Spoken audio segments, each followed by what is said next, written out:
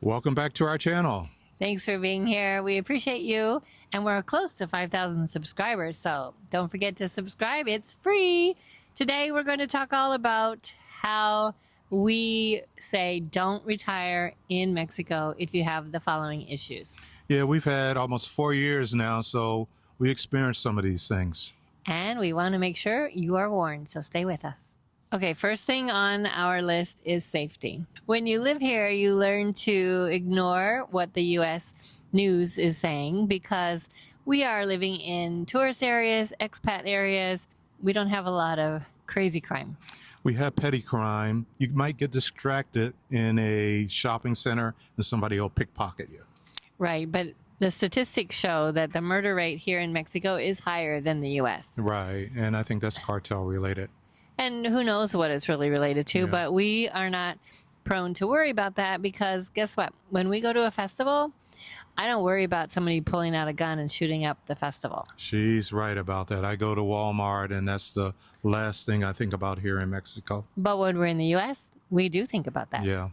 Next on the list is we say don't retire in Mexico if you expect everything to be cheap. Yeah, you know, the affordability in Mexico has been rising because they're making more money. And there are a lot of people that come into Mexico thinking that they can find rentals for what you could have found in the 1980s and 1990s.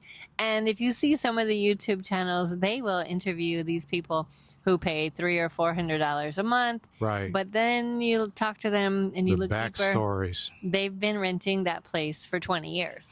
Or the amenities in those $300, $400 places are few and far between. Yeah, so everybody knows that the cost of living in Mexico is less than the cost of living in most parts of the U.S. That is absolutely true. I love when we get back, and the prices are wonderful. It is more affordable here in Mexico when we return from our trips to the United States and we get back. It's amazing to eat a lunch for $10 before both of us. For two of us. For two of us, yeah. But when we are in the U.S., which is where we are right now, if you haven't noticed, I'm wearing a jacket. It's a little chilly here. It's a little chilly up here. But we are visiting family. So we say, yes, the cost of living is less in Mexico, where we live and where we travel to. However, you can come to the U.S. and go to places where the cost of living is not so high either. Right, and we all make those choices, don't we? Yes, but don't come to Mexico if you think everything's going to be cheap. Cheap. We like the word inexpensive, Right. because things are less expensive. However, they are not as inexpensive as they were 20 or 30 years ago. Next, we want to talk about how if you want to retire in Mexico, don't do it if you don't have an emergency fund. Yeah, that's one of the things that makes it comfortable for us to be here in Mexico, because we know if we have a medical emergency or a travel emergency, we can dip into that emergency fund anytime. For example, our cost of living in the usual winter time when we live in Puerto Vallarta is about $2,900, and we have a video about that. Yeah. But when we travel, of course, it goes up a little more because we're paying for the apartment back in Puerto Vallarta, but we also then have to have accommodations in other places. But we also have this emergency fund for travel back to the U.S., which is where we are right now, visiting Right. family, because, yes, my father passed away in July, and so we came here to help out my mom. We were also here in June, so we were just back and forth. On the same lines of having that emergency fund, what else do you need it for, Michael? When you go into the hospital, they love either cash or credit, and they're going to ask for that money up front. That can be anywhere from $200 to, if you're having cardiac surgery or something, that might even be $10,000, $20,000. U.S. dollars. U.S. dollars. And you got to pay that up front. Yep. So if you don't have an emergency fund or a credit card with a high limit, then you should not retire to Mexico. Don't do it, folks. Yeah. If you think you're going to be using Medicare here, No. it doesn't work either.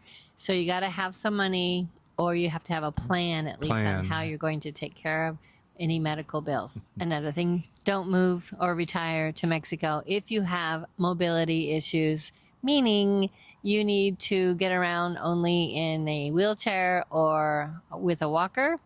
That doesn't mean you can't come here. It's really challenging if you do. Those sidewalks are tough. And so if you have mobility issues, and we have friends who do, they drive a car. And they get out and walk into the store. Right.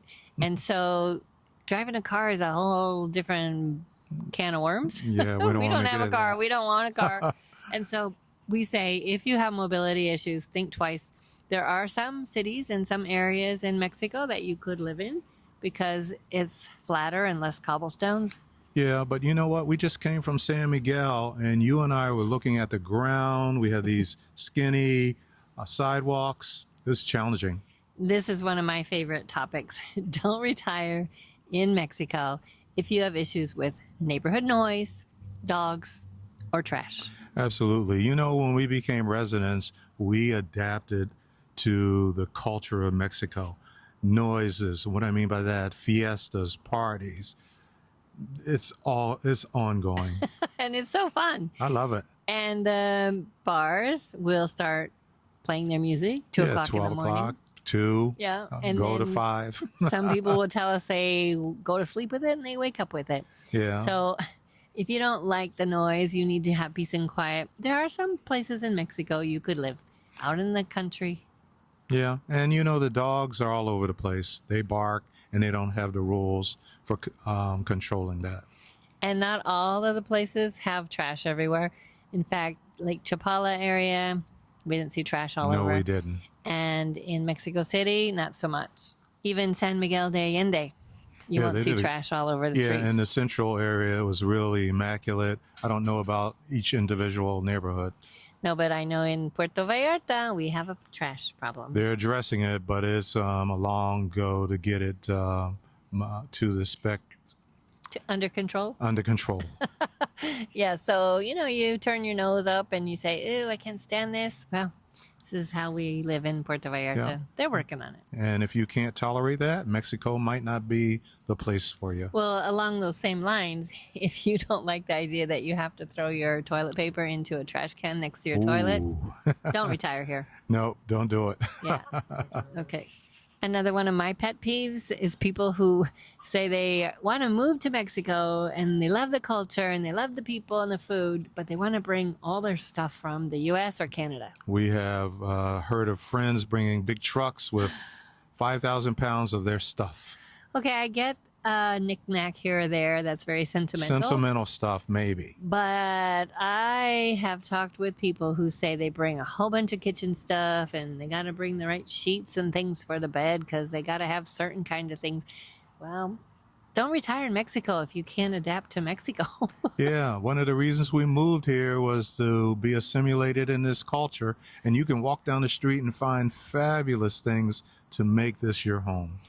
And guess what? Amazon even delivers in Mexico. So Yeah. no need to bring all your stuff. But let's talk about the one that's last on our list. Hang on. One of the last ones we're going to talk about, and this one we get all the time, especially when we come back to visit family, is we have people say, "Oh, I would love to do that, but I can't leave my family." And that's real. We respect that. We understand that. It would be nice if you can have your family come visit you and you can spend time away from them. But for other family units, they just can't do that. So our recommendation is take smaller trips to the places you love and then be with your family.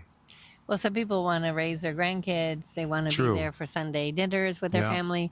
Those are the people that we understand. They're not going to leave their family and move to Mexico. And we say, don't. Don't, because you'll be miserable. You'll spend a lot of money and it won't be worth your time here. Right. But here's the big deal. If you're thinking about retiring in Mexico, just do some searches, do some trips. Don't just jump in with both feet and say, "I'm doing it." So please do your research. We want you to have a wonderful time. We want you to experience Mexico like we are. And if you have any questions or concerns, you can leave a comment down below. But please know that don't retire in Mexico just because we say to. Be sure to do some trips here. Yep. Make sure you look around. And we're never going to buy a house. Well, at least not now. Yeah. Check out some of our other videos because we've explored some of the things you should be thinking about. Yes, but if you come to visit Mexico and you love it, then come on down and retire. It's the best, we think, place to be. So thanks for joining us. Ciao. Hasta luego. Bye.